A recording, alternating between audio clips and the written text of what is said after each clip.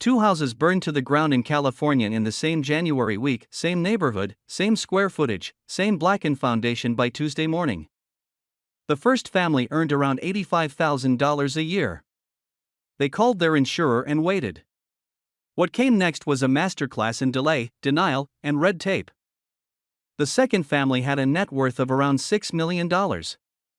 They called their insurer too.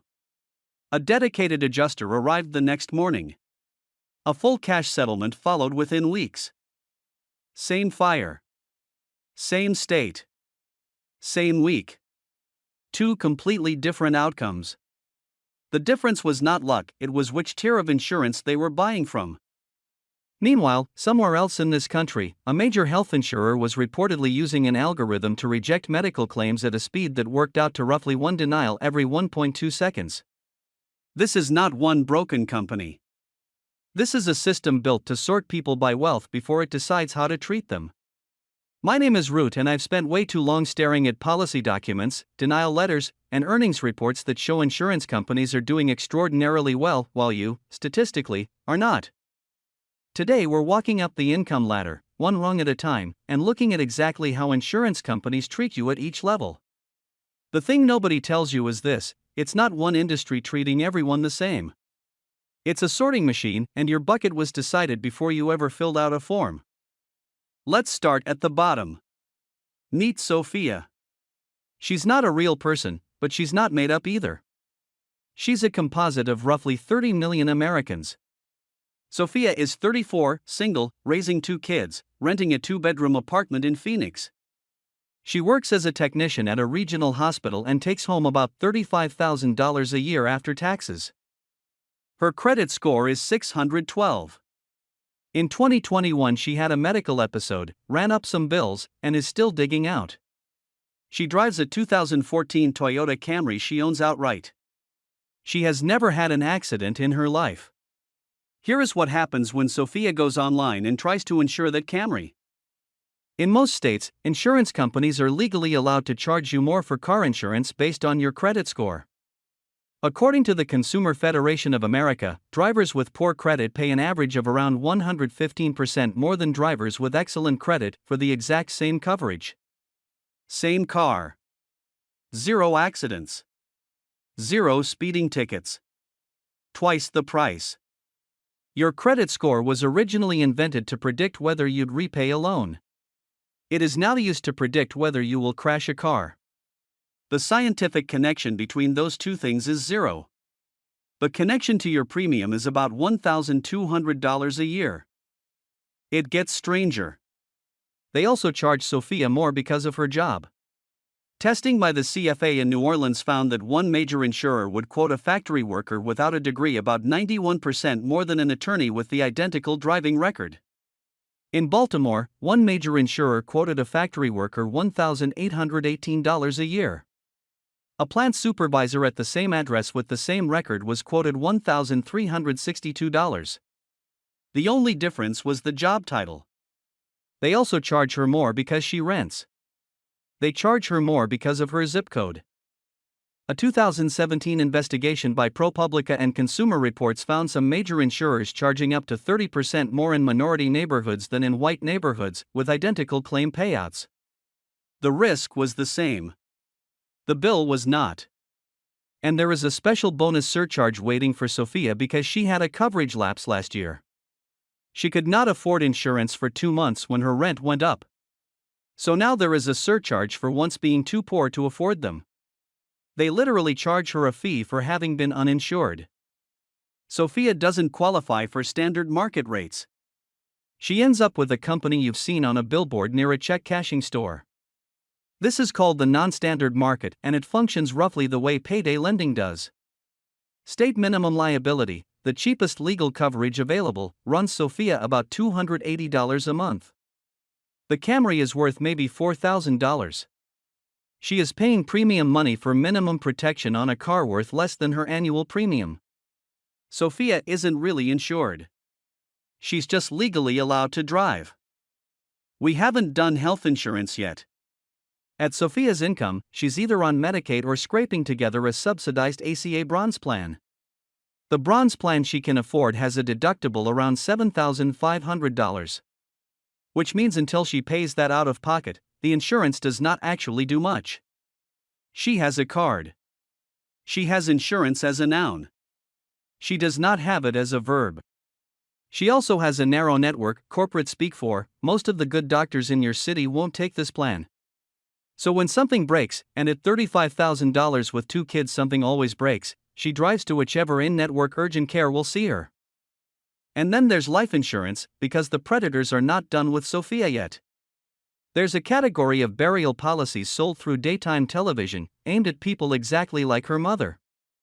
There is an active class action lawsuit against one of the largest companies in this space.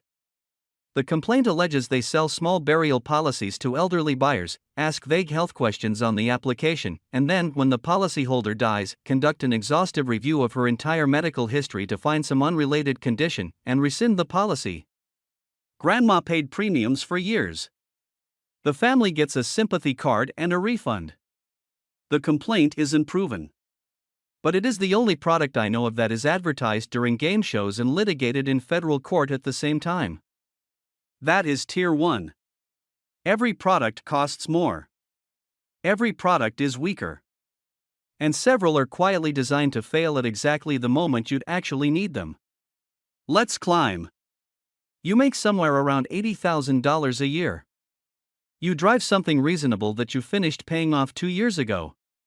You have a 401k you contribute 6% to. You have health insurance through work. You bought a starter home in 2019 before things got expensive. Every 6 months you get a renewal notice and the number is a little higher than last time and you don't quite know why, but you also don't have the energy to fight it. Welcome to the middle tier, the most dangerous one. This is the tier where the system is most efficient at quietly taking money from you while making you feel like you're being taken care of. Here's what most people in this bracket don't realize: you have just enough assets to be worth suing and not enough to actually protect yourself. Your home equity is real. Your 401k is mostly shielded from lawsuits. But your taxable savings and future earnings? Wide open. If you, your spouse, or your teenager rear-ends someone on the highway and that person sustains a serious injury, modern jury awards for personal injury frequently exceed $2 million. Your standard auto liability tops out at $300,000. Your homeowner's liability maxes at maybe $500,000. Plaintiff attorneys pull your net worth before deciding whether to sue. And you are the perfect target. An umbrella policy that gives you an extra $1 million in liability coverage costs roughly $200 to $400 a year. $200. The same insurance company that mails you a calendar every December has never once aggressively called you to sell you an umbrella. They mailed you the calendar. The umbrella is one of the rare insurance products that is almost certainly worth the money for someone like you, which is precisely why it is not a priority for them to sell you. What they will sell you is whole life insurance. A healthy 35-year-old can buy a 20-year term life policy with a $500,000 death benefit for around $25 to $35 a month. The same death benefit in whole life costs somewhere between $500 and $700 a month. That is roughly 15 to 20 times more. That markup exists largely because the agent's first-year commission on a whole life policy can run 70% to 110% of your first year's premium. The agent is not lying to you. They are simply being paid an extraordinary amount of money to nudge you in one direction. And then there's health insurance at this income level, which is where it stops being annoying and starts being personal. You have an employer plan. You have a deductible. You have an out-of-pocket maximum that made you dizzy the last time you looked at it. And you have something called prior authorization, the industry's polite term for, the insurance company gets to decide whether you can have the treatment your doctor just ordered. One major insurer reportedly used an internal review algorithm so fast that denial decisions were issued at roughly 1 every 1.2 seconds. One former company doctor described the process with the phrase, "We literally click and submit." In late 2024, the CEO of one of America's largest health insurers was killed in a widely reported incident in Midtown Manhattan. Evidence left at the scene included the words "deny" and "defend." When the company posted condolences online, the post received roughly 100,000 laughing emoji responses. 100,000. That is a real, undeniable metric of how this country feels about the human cost of health insurance denials. The middle class doesn't usually riot. They just stop sending get well cards. Now let's keep climbing. You're making $150,000 to $300,000. You're a senior engineer, a partner track attorney, a small business owner, a dual physician household. You have real investments. You have a financial advisor whose name you can actually remember. This is where the insurance industry starts being polite to you. Your credit is excellent. Your zip code is desirable. Your car is newer. You've never had a lapse. You get multi-policy discounts that feel almost generous.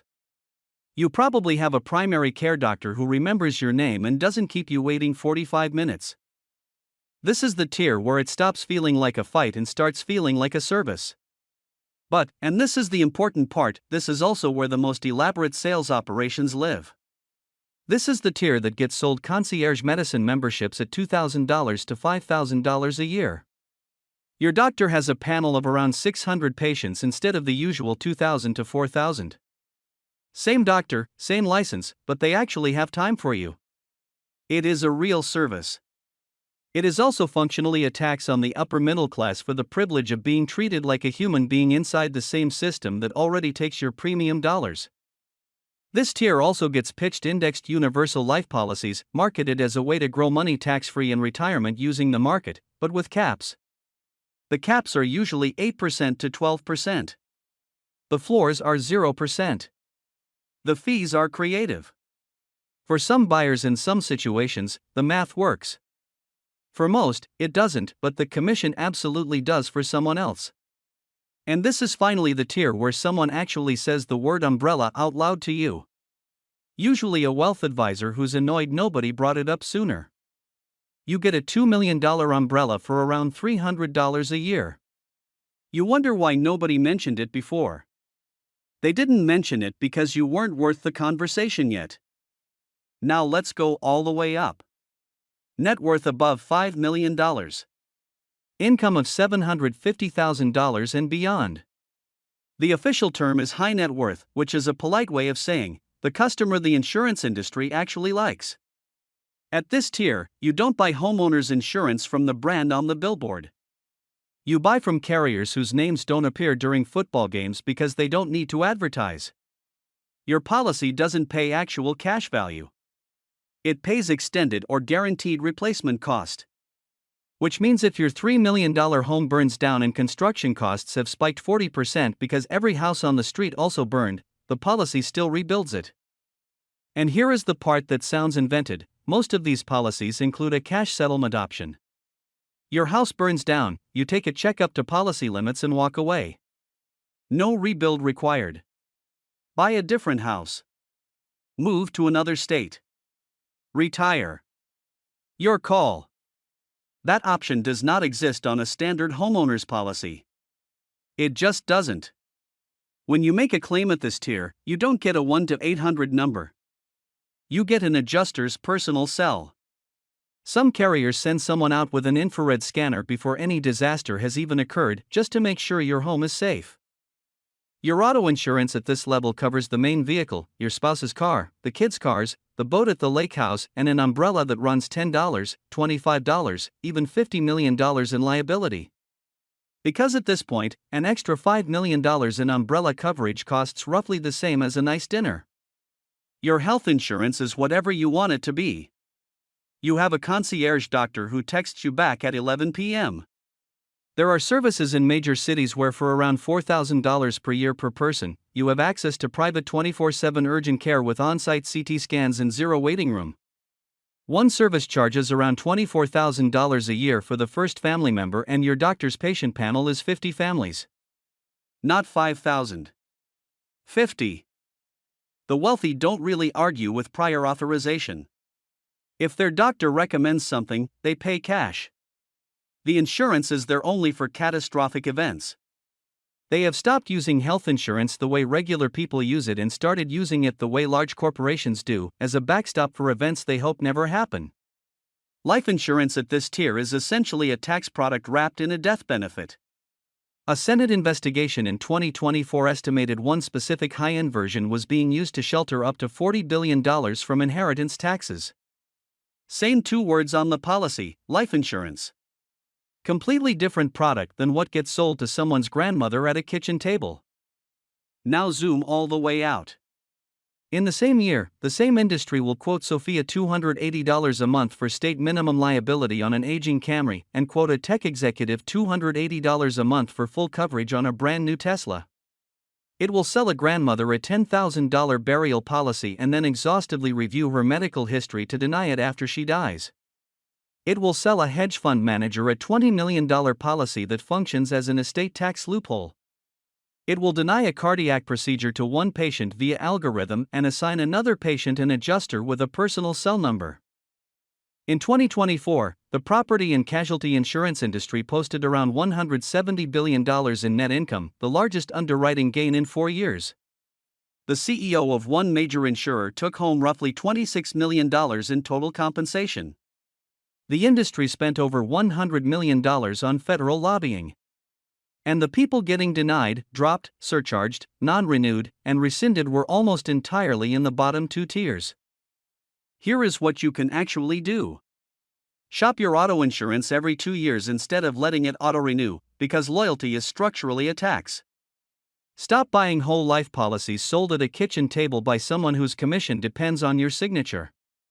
Buy that $300 umbrella the day your net worth crosses into the actually worth suing zone.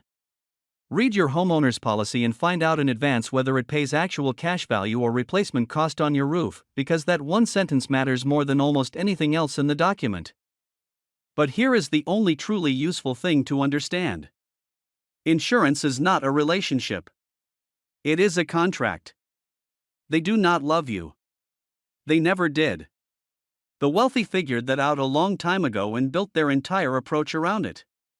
They treat insurance like the cold, adversarial, transactional product it actually is, and they buy accordingly. They layer umbrellas. They pay more for carriers who actually pay claims. They run their insurance like a CFO. The rest of us treat it like a service from a friendly company with a mascot. And we get treated accordingly. Stop confusing the mascot with the company. Remember the two houses we started with? Same neighborhood. Same fire. Two completely different industries. The difference between them was not luck.